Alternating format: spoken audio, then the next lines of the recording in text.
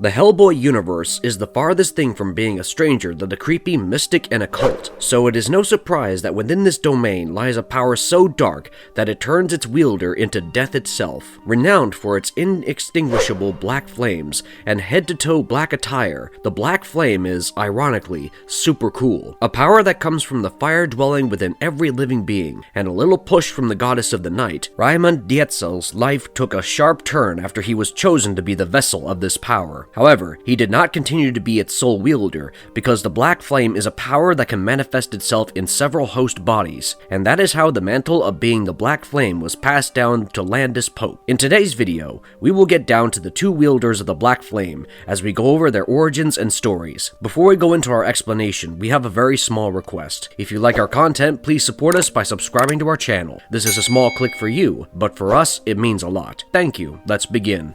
Raymond Dietzel, aka the First Black Flame, Origins Explored. The Black Flame found its first host in Raymond Dietzel, which is the storyline followed by the comic The Rise of the Black Flame. It all began of May 1910, when Raymond visited a museum in Berlin for a field trip. The museum specialized in Babylonian artifacts that had been recovered by the Germans. Here, Raymond came across the artifacts of ancient Babylonian gods and goddesses, starting with Nergal, who represented the winter sun. To his right was the Hatron goddess, Atargatis. Many assume she was Nergal's consort, Ereshkigal, but one thing was certain: this was the goddess of the night, and the statue in the museum was her only representation. As the crowd moved away, Raymond struck to observing the goddess, who seemed to call out to him as she said, "Do you hear that sound? It is the throbbing hum of the breathing world, the song of the void which echoes inside every living thing, and in each echo I am also there." Years went by, and Raymond served in the Imperial German Navy during World War I. However, this led to him having the excruciating experience of being part of the worst war in the modern world had ever seen. In one of the missions, Raymond was assigned to a landing party that went ashore in the Cocos Islands. Their task was to destroy a British wireless station, bringing down their communication facilities. However, their ship, the Emden, was soon attacked by an Australian cruiser, which was decorated in weaponry. The captain of the Emden tried his best to stop the ship from sinking, but he could not prevent the death of 1/3 of the crew. The rest of the landing party, Raymond included, fled to evade capture. With nowhere to go, they went to the Dutch port of Padang and then got on a German freighter to get to the Ottoman Empire. But by this time, Raymond had had enough of war, and so he continued with his journey, bound for north, and soon reached Siam. Having deserted his duty in 1914 due to extreme circumstances, Raymond preferred to call himself a survivor over a deserter. He settled down in Siam, which was what Thailand used to be known as. In the new country, Raymond spent his days with the drug and alcohol problem, getting wasted on liquor and high off of opium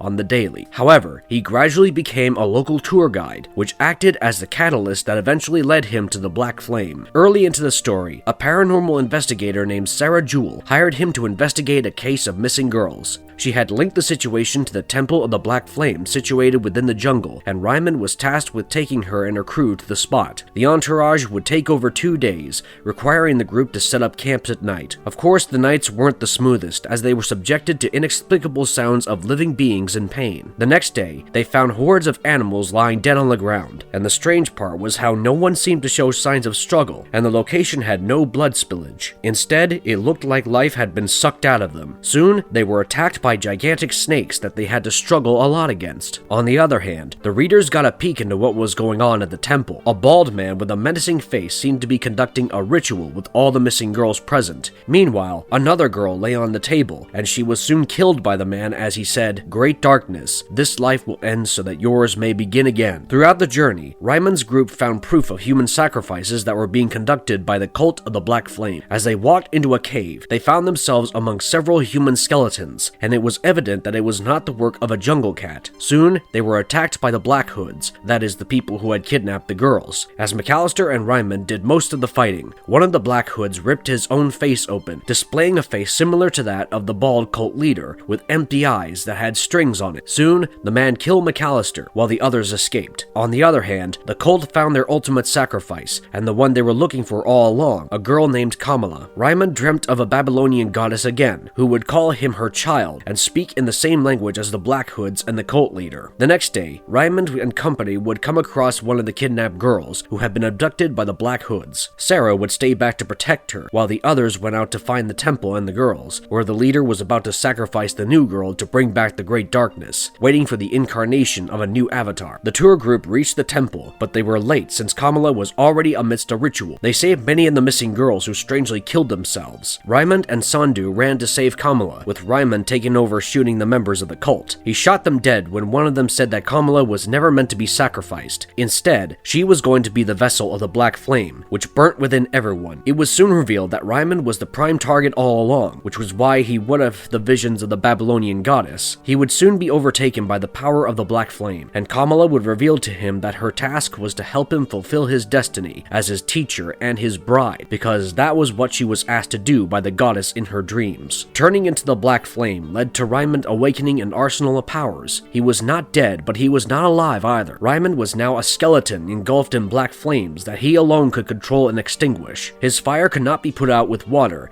and it could spread over great distances within seconds, turning people into skeletons with ease. Raymond could teleport himself and others using a burst of his flame. He could fly as well.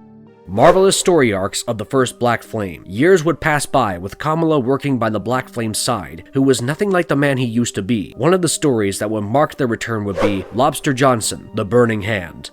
Black flames across New York City. The events unfolded in 1932, when the Black Flame and Kamala went against the New York City vigilante. He was notorious for violently killing mobsters and branding them with his lobster claw symbol. A journalist named Cindy got involved in the story, which began with Lobster Johnson killing a horde of attackers and burning their foreheads with his symbol. Meanwhile, Kamala and the Black Flame were seen relaxing in the Caribbean. The attackers who were killed had been sent by Arnie Wald, a mob boss who regretted not giving them guns for their safety. He wanted to use them to terrorize a lower working-class neighborhood, making it unsafe. This would subsequently lead to the land getting cheaper. Wald went on to send many more gangsters, and they would all end up with the lobster claw mark on their heads. Meanwhile, Lobster Johnson got an audience with the sharp journalist and learned about Wald's location in Fairfield, Connecticut, and the Empedrad Country Club. Wald continued to be reluctant to his right-hand man Mr. Izog's suggestions on hiring a pair of mystics, but the latter had already contacted the Black Flame and Kamala. Lobster Johnson soon attacked Wald while he was in the sauna, making him scared beyond his wits and finally siding with Mr. Izog on his plan. This resulted in the mob boss meeting the Black Flame and Kamala. Soon, the Black Flame struck and turned the city into an inferno, lighting people and buildings on fire. Black fire at that. It was evident that water could not extinguish this fire, and it called for the intervention of Lobster Johnson. As they located the Black Flame, they began to shoot at him, only for them to realize that bullets did not work on Ryman. The Black Flame eventually killed a core member of Lobster's crew, Massimo, by burning him. Wald and company then abducted the body and took it back to their hideout, but the reason to do so was not to hide the body, it was to get information out of him. And how would that be done with Massimo being dead? Well, that was Kamala's job.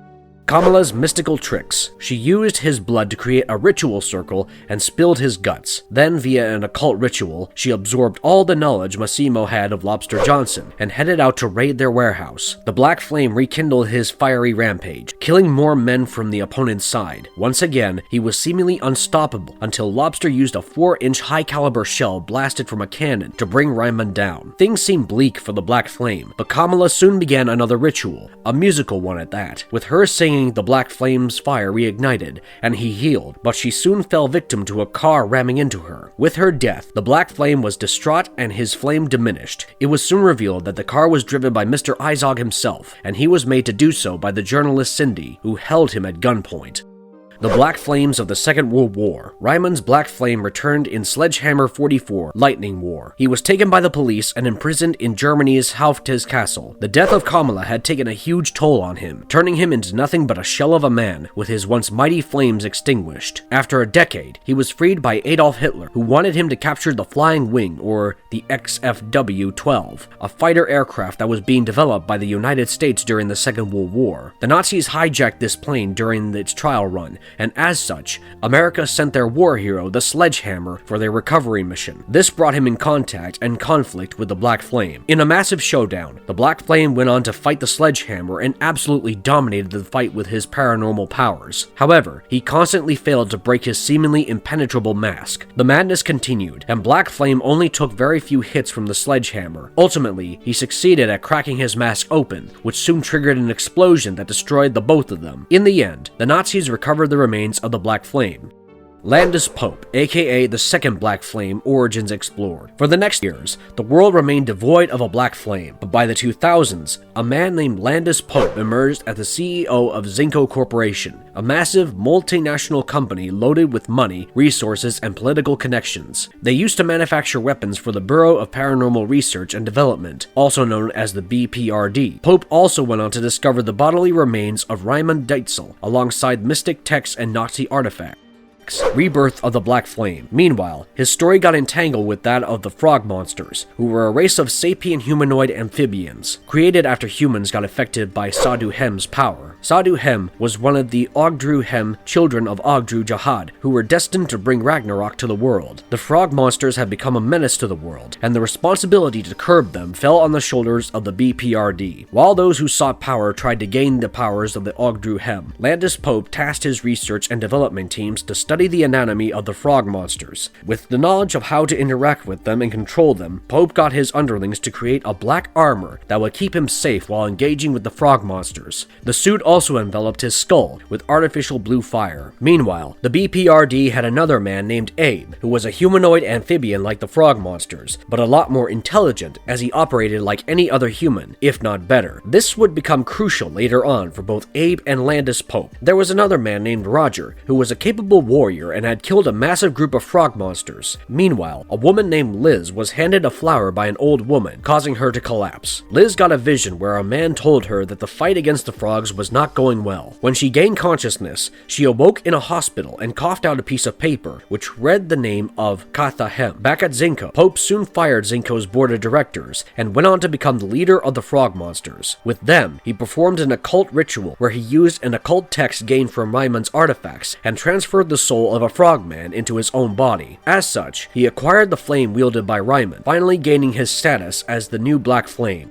A downfall caused by tyranny. This worked because he became the vessel for Katha Hem's power, an Ogdru Hem who could use his breath to alter non-living objects. He soon headed to a factory where a frog's nest was being destroyed by Roger and the other men. A massive explosion caused by the Black Flame eventually caused Roger's body to blow apart. Liz continued to get visions, now plagued by Roger's death. She learned that she had the power to defeat Katha Hem, while Pope focused on preparing for the next attack by summoning Katha Hem. Pope tried to get the Katha Hem's power for himself, but soon learned that the frogs used him to light the way for their true master. Thousands of frogs then began to make their move, causing the BPRD's team to get ambushed and leaving the Black Flame in a terrible position. He eventually met with Abe, regretting his actions of summoning the monster. Meanwhile, the US Army was unable to put up a fight against this monster, which could destroy cities in seconds. The apocalypse was set to trigger a change spanning millions of years, which would result in frog monsters inheriting the earth. Liz got another vision where a shaman made her chant a mantra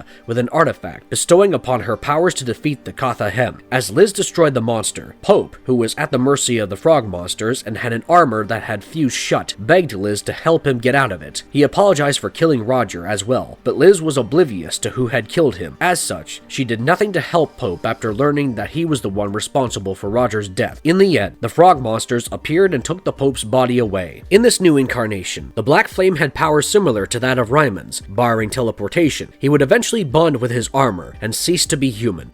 Marvelous story arcs of the Second Black Flame. Landis Pope went on to ally with the King of Fear, who was the leader of the Servants of the Left Hand, a group of subterranean creatures. Pope's now inhuman body had been reduced to ashes the same way Raimund's had, thanks to the burning of the Black Flame that seared away at his skin.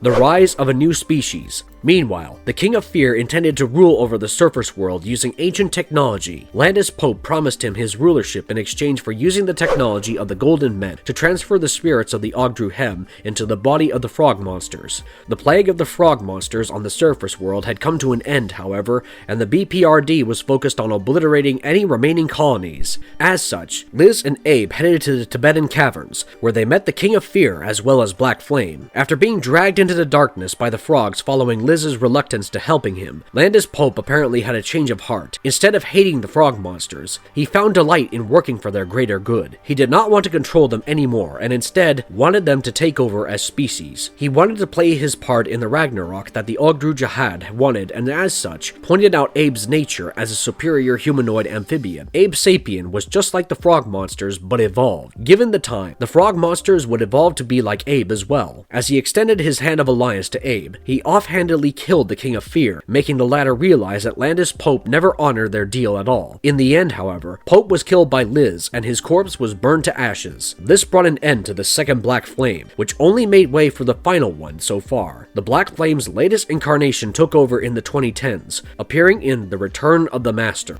Once a man, now a god. Here it was revealed that Zinco was working to revive Landis Pope, and they succeeded at first. Born once again, Landis Pope had changed greatly after experiencing death and rebirth. He soon became a god over New York City, as he connected his life force with that of the living beings in the city. With Landis Pope's revival and his past connection with the Ogdru Heb, there was a ginormous surge in the appearance of the creatures. With his new powers, Pope was also stronger than Liz, making him stronger than Katha Hem, who had previously been defeated by Liz. He was ultimately defeated by Johann and Liz, with Johann wielding the sledgehammer suit. As he was lured outside Manhattan, his powers dwindled, with the loss of his connection to the living beings of New York. However, his death caused Nun Jahad, who was one of the Ogdru Jahad and part of the 7 gods of chaos, to go haywire.